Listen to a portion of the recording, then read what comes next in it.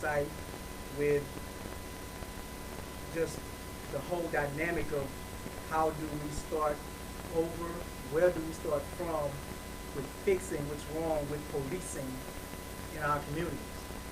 And again, this is not just necessarily even here. We know it's not just locally, but it may be even go beyond being national.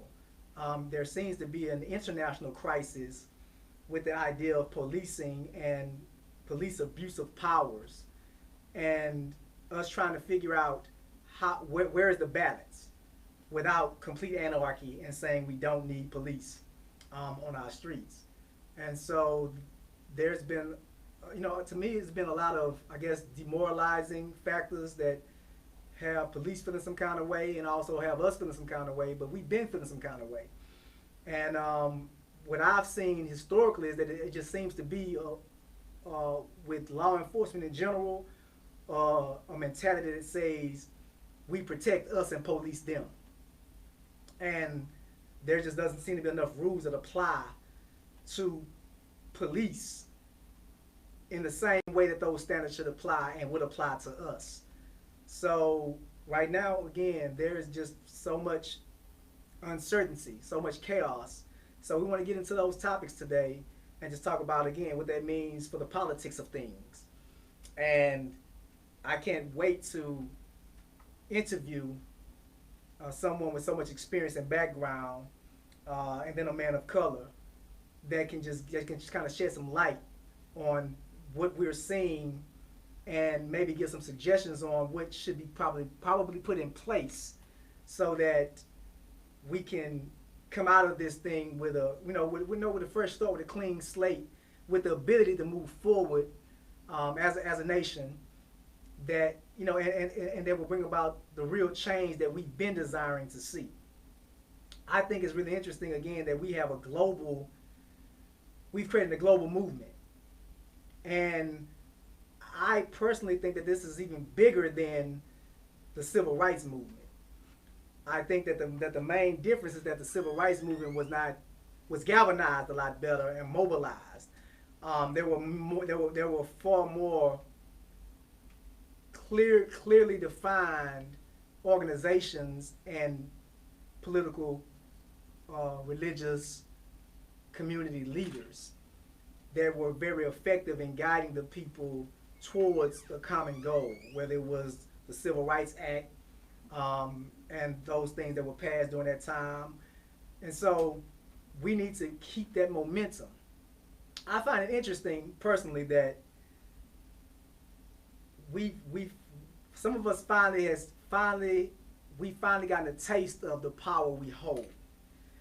Anytime you have organizations across the globe and nations worldwide who are protesting on our behalf, and organizations everywhere that are backpedaling for fear that they will be singled out or pointed out for not supporting what has clearly been a problem in our community since the very beginning. And it unfortunately took the death of George Floyd and personalities like that, your Breonna Taylors, and just recently the young brother Rashad Brooks. It took that to shed light. But right now we have some interesting things going on. I mean, we have Uncle Ben's changing its brand, and Ain't Your Mama no longer being on your syrup because that caricature was really stereotypical, and again had some racist undertones. But again, we still pulled the syrup. We didn't mind. And it's sad that again that we had so much racism right in our face, and we just accepted it. And now, again, there's been a lot of attention drawn to a lot of things that are causing these companies to make major changes. Again, NASCAR is no longer flying a Confederate flag, at their racing events, and there's just so many other changes. And again, that just shows you the power of unity and the power of moving together when it comes to trying to effect real change. So right now, I want to show you a real quick clip of what's going on in the world in terms of global movement. I showed it before, but it's kind of bring things full circle and give some context to the show for today. So we're gonna really quickly go to this this video thread, and I'll be right back with more TNTN politics. Calls are getting louder. The voices more numerous. London. I feel that what happened in the US was just, it was the spark that sparked it everywhere. And it happens here, like I've experienced it. Racism, yeah? Yeah, definitely. When you see that happening across the world, you feel a part of yourself die. And everyone out here right now has felt that. I personally, I know more about the US and the issues there, but it's definitely an issue here. And I think we all need to be here together for it. It's a worldwide issue, no matter where you are. It's an issue everywhere. We all need to rise up. What is clear, by the day these protests are gathering global momentum, spreading so far around the world, the sun never sets on someone demanding justice for George Floyd, asking us to understand Black Lives Matter and calling for change. Black Lives Matter! Sydney, Adelaide, Brisbane, Melbourne, right across Australia Saturday, the ripples of anger at George Floyd's killing have turned to waves of protest demanding better rights for Aboriginals. In northern France, crowds joined the global outrage. Indeed, point to a place on the plan. South Korea, Kenya, South Africa, Lebanon, Canada, where PM Justin Trudeau took a knee. All of these just in the past 48 hours. Everywhere there is hope. The swell of support will amount to change, finally.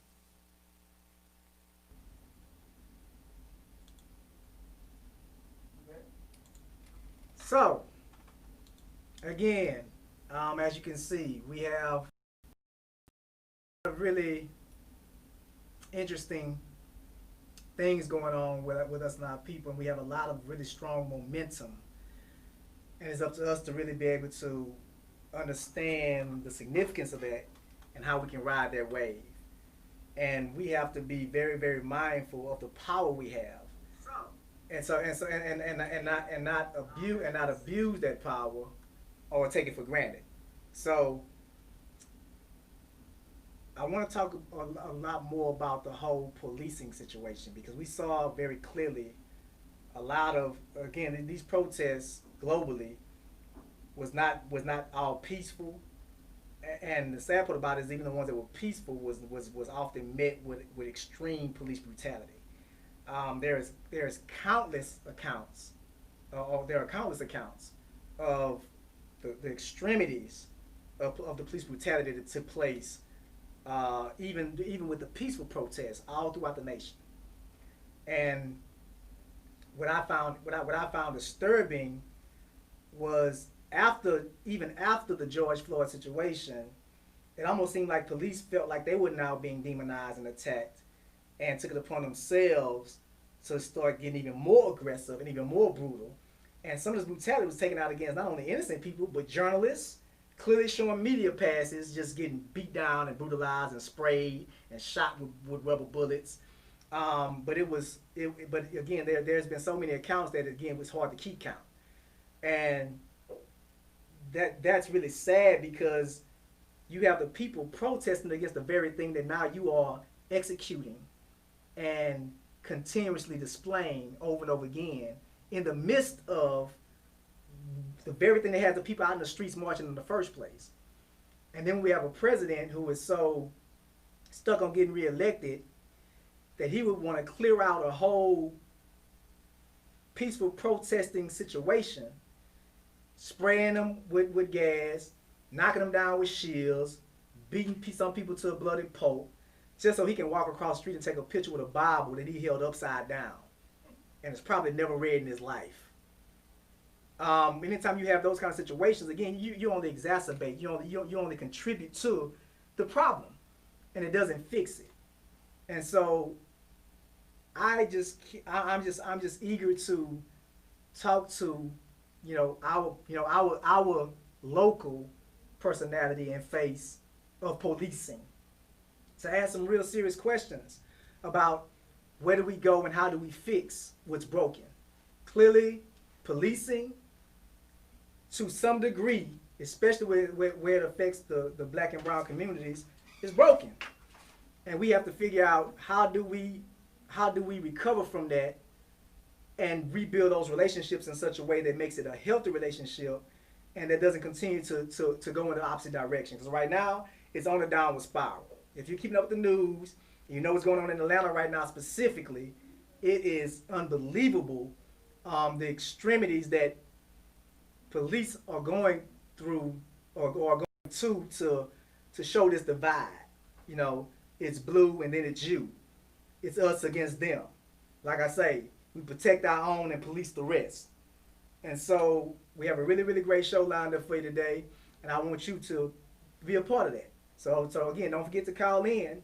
This is your time to ask all the questions you want to somebody who has over 24 years, you know, in some form of law enforcement, who rose up from the ranks to become our chief of police in Houston, who's a face that, you know, that looks like many of the faces that feel like they've been oppressed by policing, and to get that degree of expertise to understand, to get a better understanding of what's going on. And politics too. Like I said, you know, of it when it's being politicized. When you have a president politicizing everything that's going on right now in the nation.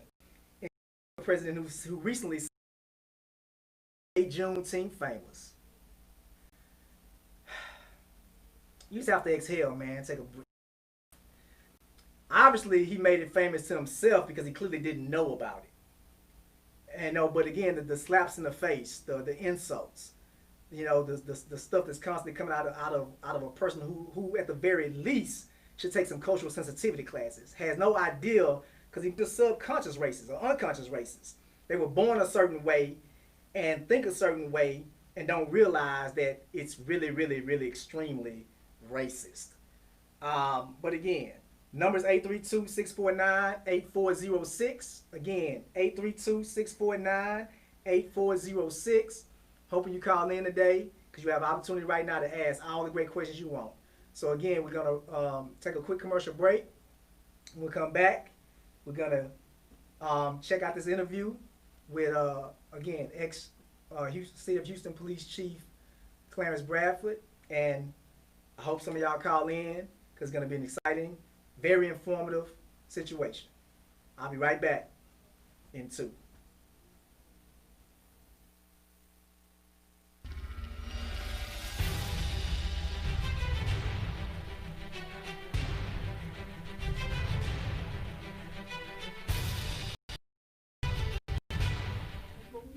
I look nice, I'm gonna look nice. But this is what I have a problem with women asking me to buy. I really believe that 2020 should be about vision, because they say that corrective vision is 2020. And so, new year, new decade. I forgot it. We forgot it. So, it's going to be a little different for today. Let us know what you might be doing.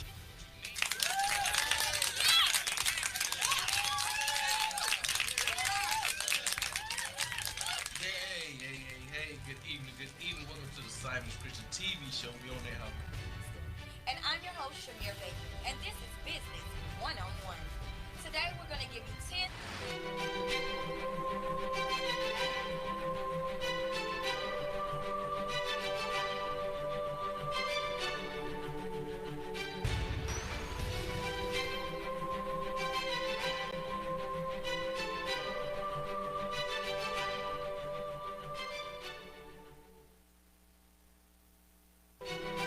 Be there, or you ain't square business.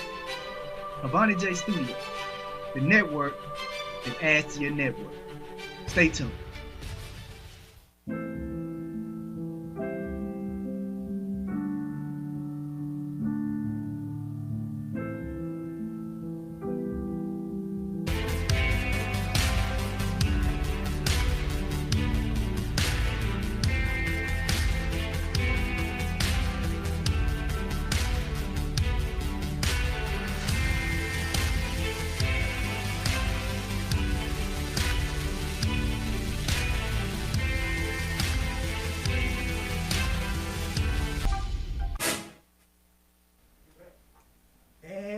are back.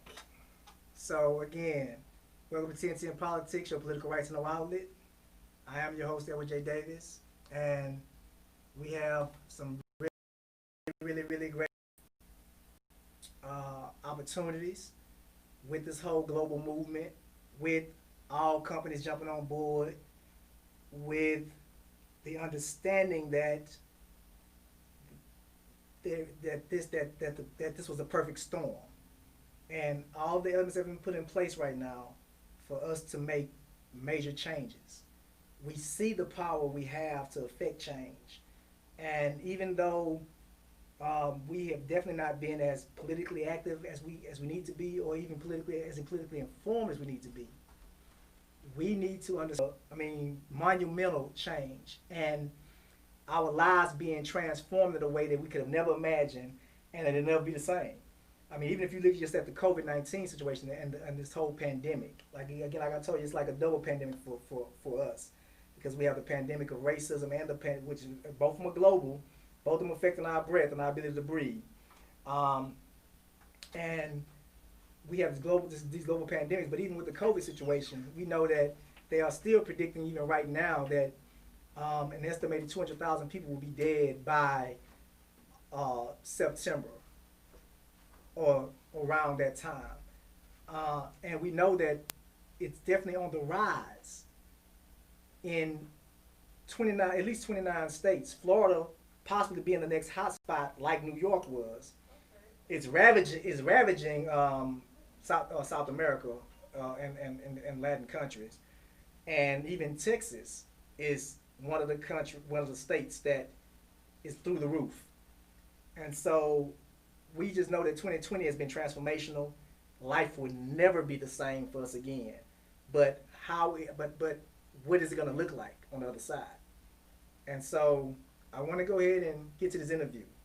I'm about to invite in our guest, CO Brad Bradford, Clarence Bradford, like I said, ex City of Houston police chief, and we're gonna have some good discussion. So let's go ahead and start that interview. So just give me a second to bring them in.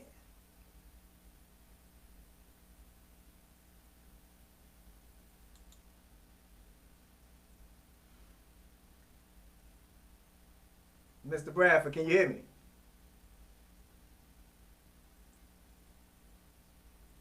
Can you hear me okay?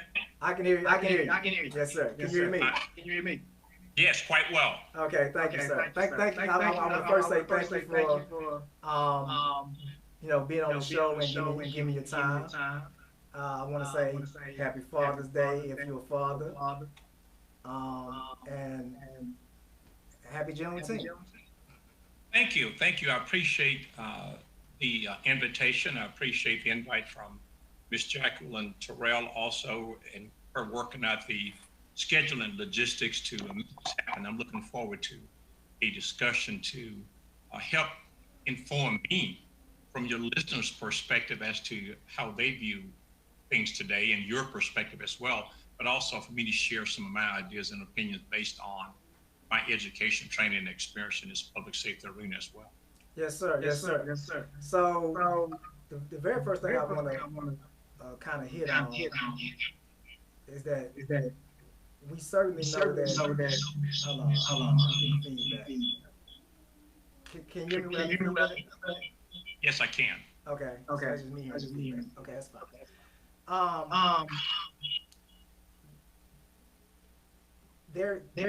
So the whole dynamic of policing. The whole dynamic of policing is definitely changed. Right. Can you hear me still? No, that was a distortion on top of you then. Can you hear me now? Yes, I can. Okay, is it clearer?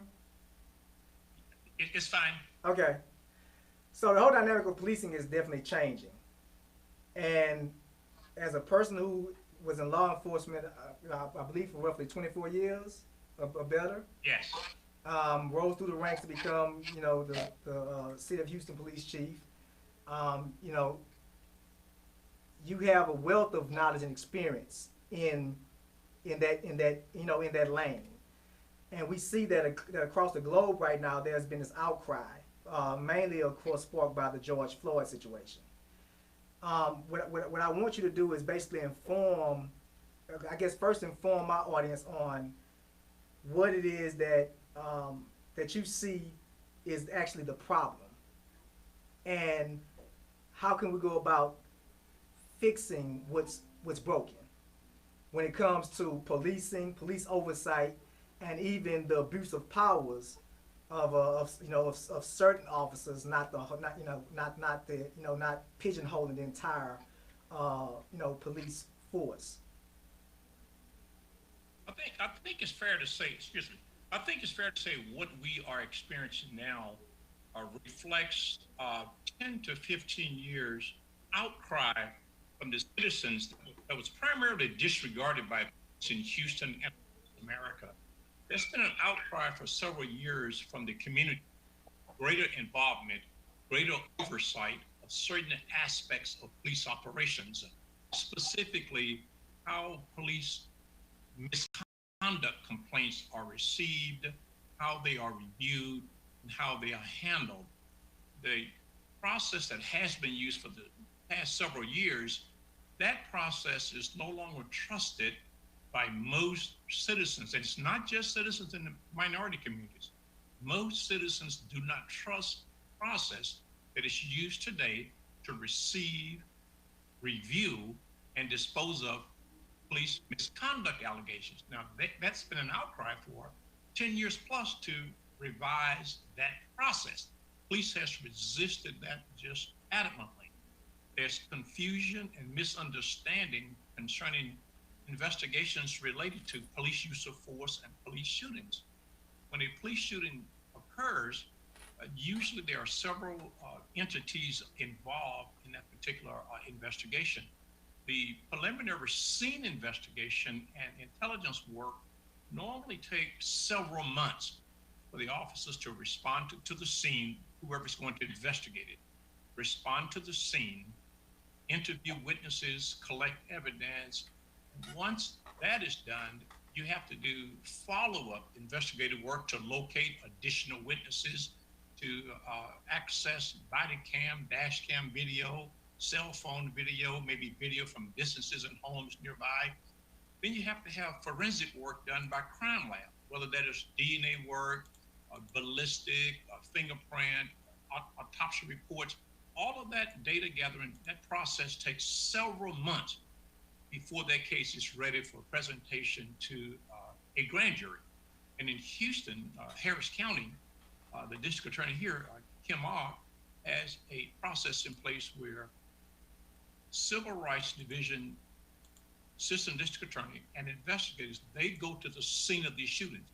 They are not the primary investigative entity, but they are there and they observe that process, participate in the walkthrough when the officer explains what happened from his or her standpoint. And subsequently, all the evidence is put together and is taken to a grand jury. And a grand jury will make a decision after reviewing all the evidence, total investigation, whether the use of force was lawful or whether it was unlawful. Police officers are permitted to use the force reasonably necessary to make an arrest or maintain order. When an officer willfully uses force that's unreasonable or excessive, they break the law and a criminal offense prevails. I make one more comment and then I'll yield. I think it's fair to say that this whole thing about defund the police, I don't think, except for a couple of exceptions, that there's a real desire to defund the police. Right. That's necessary to get police attention. Police disregard the outcry from the community for years. Now this defund the police has gotten the police attention. They mean the citizens, stakeholder groups. Right. They want real, substantive, institutionalized change to be brought about in how police departments receive and review and dispose of police misconduct complaints. Volume went out. Pardon me? I hear you now. Your volume kind of went out briefly. So the volume went out? I hear you now. Okay. Okay. So, yeah. Some. I mean, you're saying some really good stuff, especially about the defunding part and about the ignoring the cries of the people. I wanna pivot a little bit to specific situations and then ask you your take and how you feel about what took place. So right now, so of course we know about the George Floyd situation, and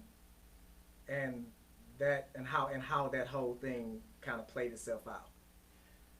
Since then, though, you've had a lot of situations where police have continued to be kind of abusive in terms of their policing, and now you have situations like the Breonna Taylor situation with the no-knock shooting, with the no-knock warrant situation. What are your thoughts about the no-knock warrants and what needs to be done differently so that innocent lives are not taken at the hands of police? Because according to the laws of that state, the stand your ground law said that they have a right, if they're not aware of what's going on, to basically use deadly force to defend themselves from an intruder.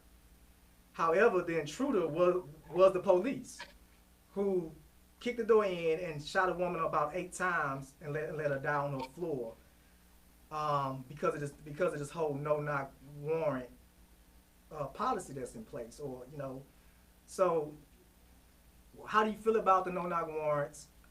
And what are your thoughts about what needs to be maybe done differently? Okay, I'm real careful to comment on cases that I haven't seen all the evidence on, but sometimes the evidence is so glaring that you do see, it's so convincing, the evidence that is presented. As an example, it's my opinion, based on my education, my training, my experience of what I saw in the George Floyd case, that was murder. It's simply no other way, in my view, to categorize it. That's what I saw, and I think that's what the rest of the world saw on that video. So there's reason to be outraged in that particular case. And there are other cases that are very serious, in my view, too, that are violations of law. Now, that doesn't mean that police all are renegade and all are murdering people out there. But there are enough instances of police misconduct and the citizens not trusting the process. You mentioned specifically an inquiry about the no-knock warrant situation. I think what we have to do is have confidence in our police departments and our police leadership and those operations and procedures. And today, that trust is not there. In the neighborhoods where it does exist, it's minimal and dwindling almost daily, in my view. So I think we have to back up and say, wait, no knock is permissible in certain jurisdictions by law and others by department policy. So I think we have to back up and look at, in those particular communities, is there accountability? Does the mayor, the police chief, the city council, the alderman, county commissioners, whomever, is there a process in place? When I look at today in Houston and across America, the community has said a resounding no, we don't trust this, and we want something else to be done. Now here is my recommendation based on being able to use no-knock as a tool, the IED investigative process, and the entire process. I think we need to respond to this outcry from the community to have more substantive oversight of certain aspects of police operations. Now, how do we do that? Some people, they take time and peel the apple, others go straight to the bite. I'm going straight to the bite. We like going straight to the bite. This is what needs to be done, in my view, to bring about real substantive police reform. Let me make this caveat first, though. The outcry isn't just about police. It's about the process. Police is just one component in this process that needs to be reformed. You have district attorney's offices, you have the courts involved in that process also, okay? But let's get back to the police, because police are the most visible and they are out front, they're in the neighborhoods, and they have the most engagement with citizens. So what must we do to bring about our reform? You have to modify the culture within policing. The culture within policing. You can identify one or two bad officers and take action. That is not going to change the culture that needs to be modified when you talk about reforming the police. So how do you modify the culture and what needs to be done? First, what needs to be done and across America. But let's talk about Houston and Harris County here, initially here. I think that we need to get community stakeholder organizations. And I could rattle off a name of about 30 easily, but I won't get into the entire list, but I would say a few, such as League of Women Voters, Black Lives Matter, NACP, LULAC, Houston Urban League, Houston Justice Coalition. That list goes on and on and on, okay? Right. Have representatives from those groups select their leader, not the mayor select their leader, a representative, not the police chief select their representative.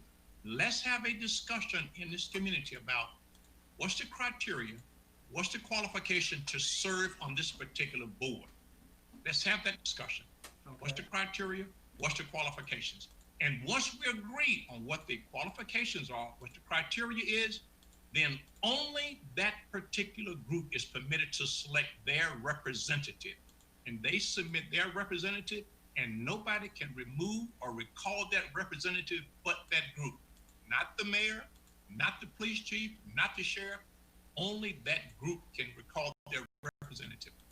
Once we get the group in place, what action needs to be taken?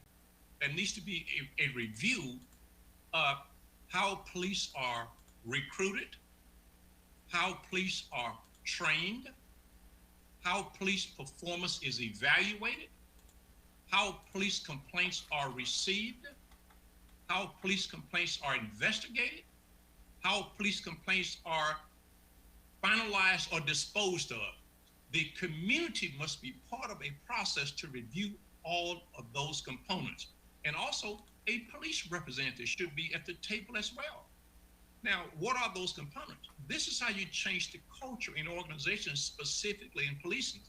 What I just did for you, I've identified the systems that drive the organizations. Right. If you want to talk about institutionalized change, you take and modify the systems which drive the organization.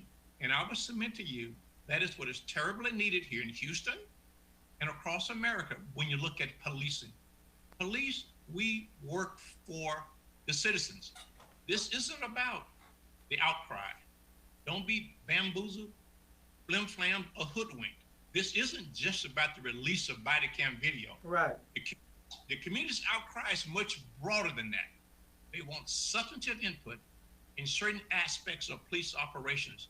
And I think the time has come where we yield and acknowledge that police work for the citizens. Now, there's certain things that we must keep confidential due to undercover operations, police Right. certain strategies.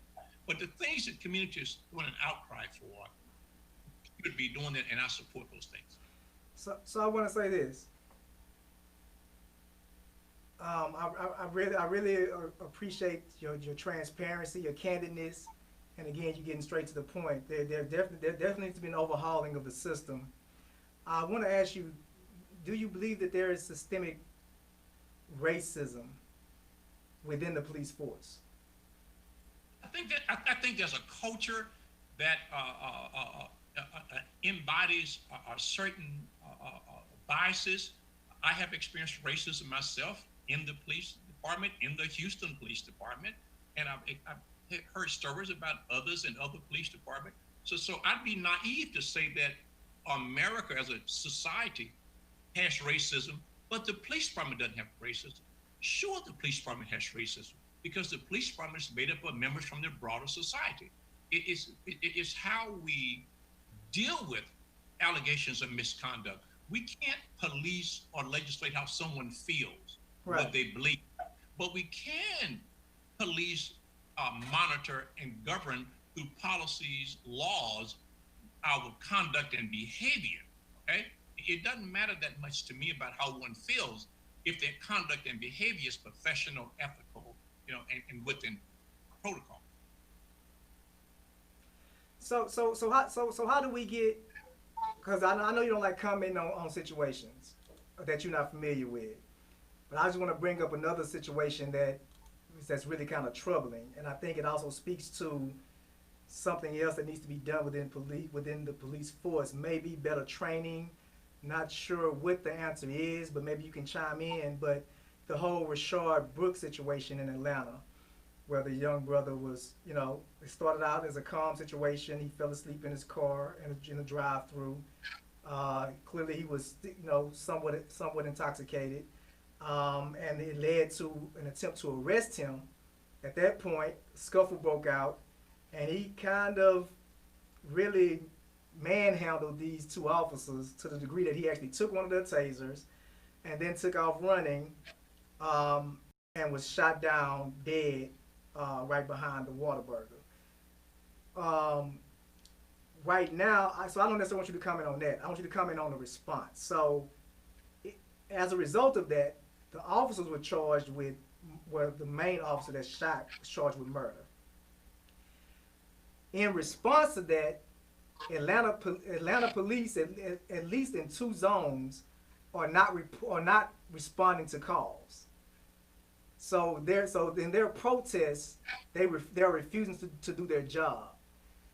How do you feel about that situation, and about officers that believe that that's the right response when it comes to a situation that they disagree with how another law enforcement officer got handled? Here's my response. I think we're experiencing across America a need for cultural competence, implicit bias, a modification of how police are trained.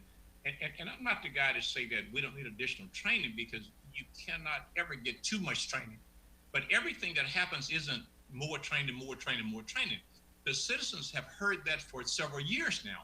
Something happens and somebody comes back, we'll modify policy and give more training. Then 6 months later, 4 months later, the same thing happens all over again.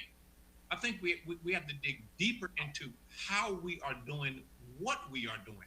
As an example, it's really important that police officers understand something about the neighborhoods and the communities and the culture of the people who live and work in those particular geographies. Definitely. And we have that.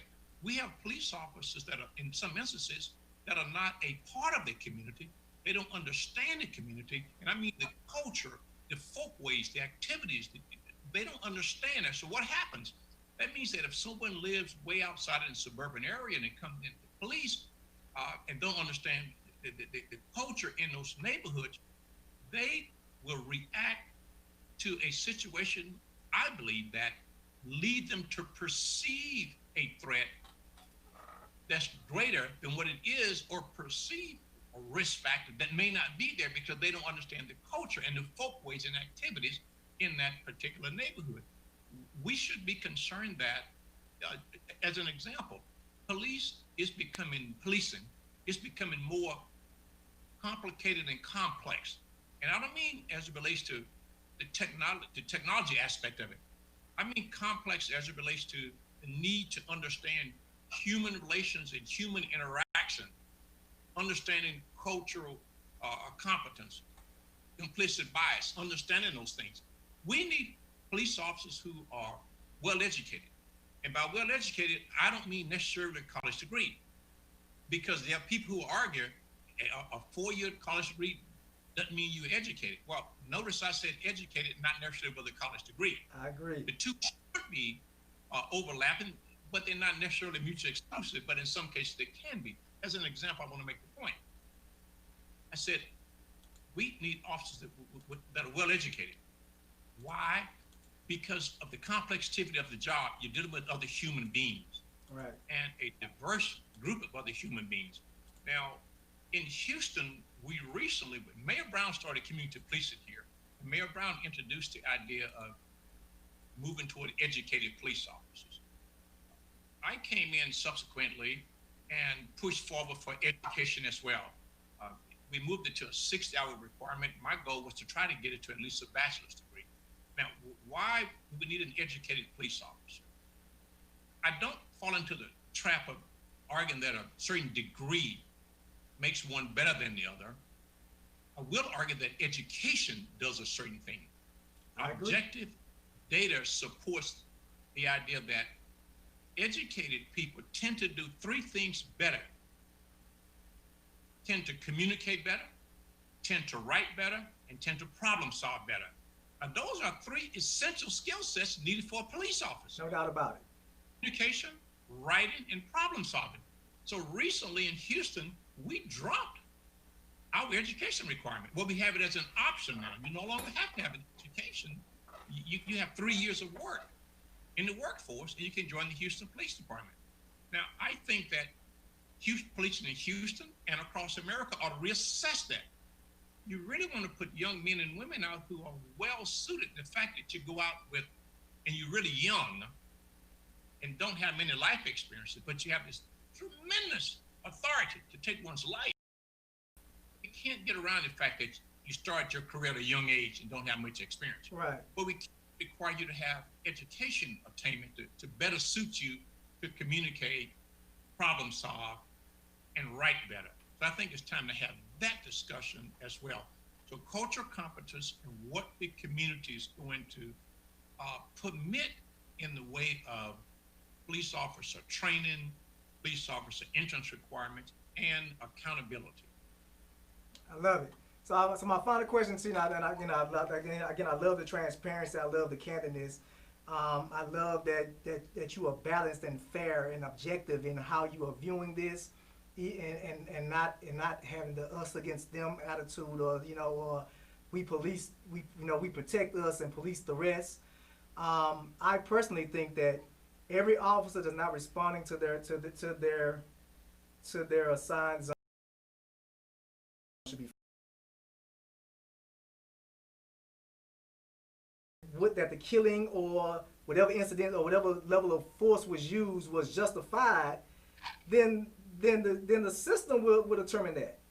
If they got tried for something, then let them have their day in court and let the courts decide whether or not that was the right decision or the wrong decision. Not you protesting and putting more lives in danger and making the streets more. Because now because your attitude is, again, to me that still kind of fuels the situation and continues to create this us against them mentality. You should be believing in the system that you swore an oath to, and allow the process to take place that determines whether or not your colleague made the right call. We have to get the policymakers, the elected and appointed officials, to listen to what the community is saying. 60,000 people showed up in downtown Houston that one day, and thousands the other days. And I'm still not convinced that the policymakers got that message, okay? I'm not convinced yet. I've seen some marginal movements, some marginal steps, but the outcry required a giant leap. I haven't seen anybody advocating that as of now. Public safety is a community responsibility. Now, what does that mean? That means that citizens, businesses, faith leaders, police officers, district attorney, and the courts are all inextricably intertwined and play a critical role in keeping the neighborhood safe. This thing about, do you fund community programs, or do you give more money to the police? Well, I would submit to you, we could put 50,000 additional police officers on the streets of Houston today, and you would not see a measurable impact in a reduction in crime, because police do not control those impetus of crime. We should be putting more money. Now, you need a minimum number of police, but I think you have to ask the question, you need more police officers in order to do what? See, no one has answered that question. Which is a great question. You need more police officers in order to do what? See, that question must be answered, because I would submit to you that after school programs, summer jobs programs, rehabilitation programs, counseling programs in the neighborhoods, in the communities, those are effective crime prevention strategies, helping people get jobs. We should put public monies and resources in that arena as well. And Mr. Davis, I want to make this point before it slipped my mind too about community policing. And in my view, the community has to step forward and start pushing harder. And I hope we do not lose this momentum. Oh, I agree. Now to bring about these much needed reform efforts. As an example, I believe that police officers ought to be a part of the community. Okay, that's what I believe. Now, in Houston, this is not Bradford's statistic. This is a Houston Police Department statistic. 85% of Houston police officers do not live in the state of Houston. 85%. Now, there are reasons for that. You know, some of them, they want master plan communities, some of them for school districts for their children, etc. Now, state law doesn't permit the mayor or the police chief to require officers to live in the city limits. But I think what we need to do here is offer incentives. I believe that people respond all over the globe to two things: rewards and incentives, sanctions and punishments. Put some incentives in place where if you choose as an officer to live in Houston, we'll pay you an extra incentive, $1,000 a year, $10,000. Put something extra in your paycheck to encourage you to want to live here. I think when you live in a community, you are part of it. Your children are in school. You go to the grocery store. You're at the big box stores. You see the people who you're going to have to deal with and police. You are part of that fiber. When the communities suffer, you suffer. When the communities feel good, you feel good. You're not embarrassed to show your face. But if you live way out and not a part of this community, I'm not saying you cannot be I'm telling you, one of the major tenets of community policing, in my view, is that the officers are part of that community. And that helps you understand the community culture also and reduce some of this implicit bias that we're trying to deal with. I agree. There's definitely a higher probability that you would feel the connectedness to the community if you were actually living in it, as opposed to the disconnect that may often occur when you're coming from the outside and on the outside looking in.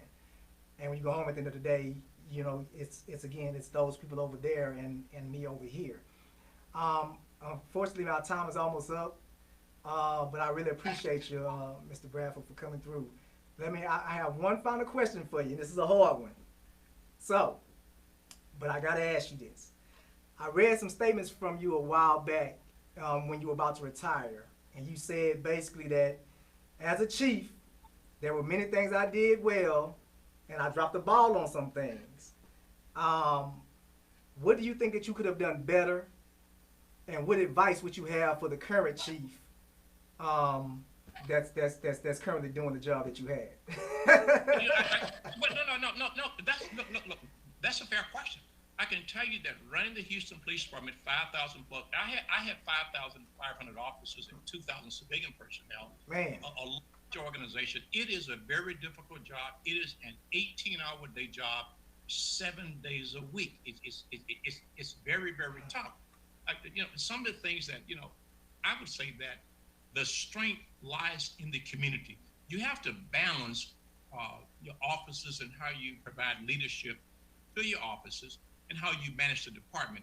But we have to be mindful. We have to be mindful that the power that's entrusted in us comes from the community, and make sure that we listen to community. And I don't mean just the appointed and elected officials as community representatives.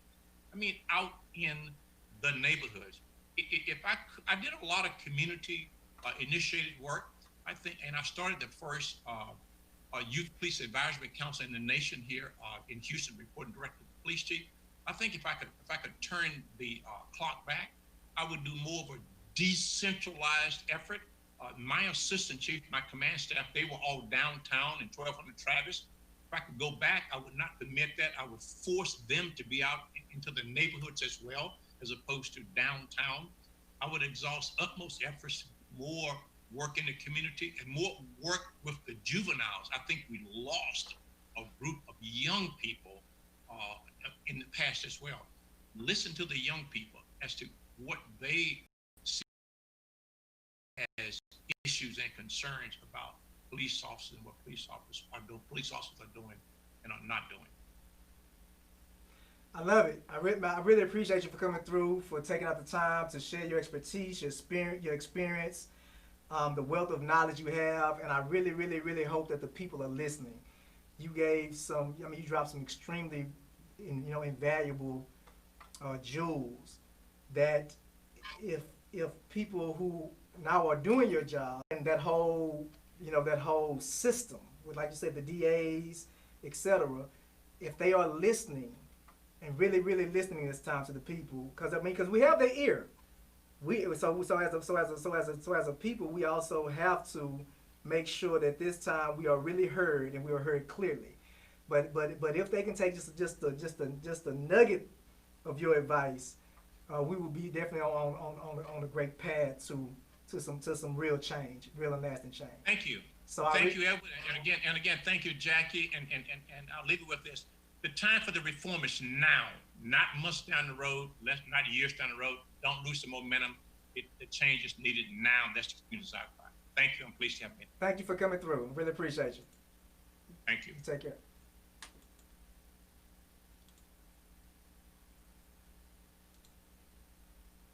Yes, and that was, again, you can't script this. You heard it from a man who dedicated his, almost his whole life to some form of public service, who, for over 2 decades, was in the field, doing the policing, who said he experienced the racism and the systemic issues that needs to be undone. And he gave some extremely good for how we move forward as a nation. I strongly believe, again, that any officer that's refusing to do their job needs to be fired. I strongly believe that there needs to be more accountability, more oversight. And I love what he was saying about putting more instead of putting more money into policing, because what are you policing? And then I feel like you don't have anything to police, so you start finding stuff to police. So that's when you got to meet them quotas and you start just harassing people.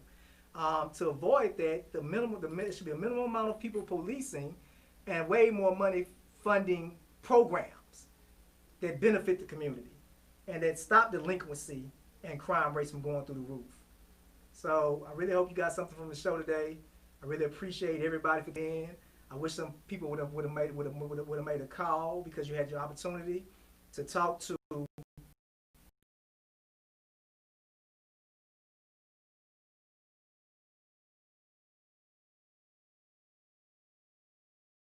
enforcement. He understands that there is a need for change now. And so we, again, the people, have the power. We need to execute, and we need to be consistent. And now that we have the world listening, we need to make sure that we are heard, and we are heard clearly. So TNTN Politics, your political right to know. I hope you like my new intro. But again, great show. Press rewind, like, share, subscribe. Live from Avante J Studios. This was Edward J. Davis with TNTN Politics. Thanks for tuning in. This is what I need for you to do. I need you to hold your breath until you can't hold it anymore. And then I want you to get up and get out and get it. I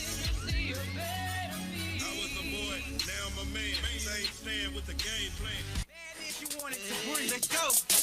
Woke up every day, there's something to prove. I just trust in my eyes, think what I'm gonna do. Keep going with ride all the way through. You can dream my day and I made it. Poof, aim for the sky, then I fly the roof. It was your doctor that stopped your move. This dark where y'all feel like Snoop.